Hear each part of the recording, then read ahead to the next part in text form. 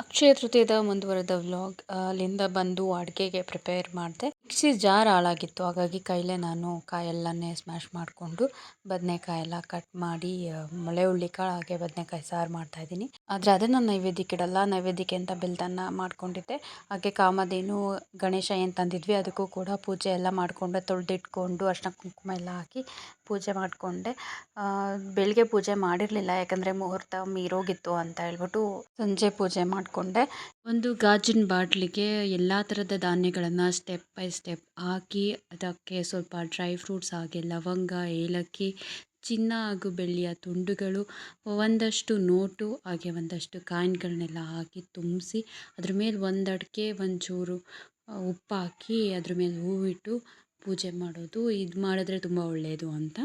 So ನಾನು ಈ ಥರ ಅಕ್ಷಯ ತೃತೀಯ ದಿನ ಮಾಡಿದೆ. ಇದೆಲ್ಲ ಅಕ್ಷಯವಾಗಲಿ ಅಂತ. ಈ ರೀತಿ ಇತ್ತು ನಮ್ಮ Akshaya Tritiya. Thanks for watching.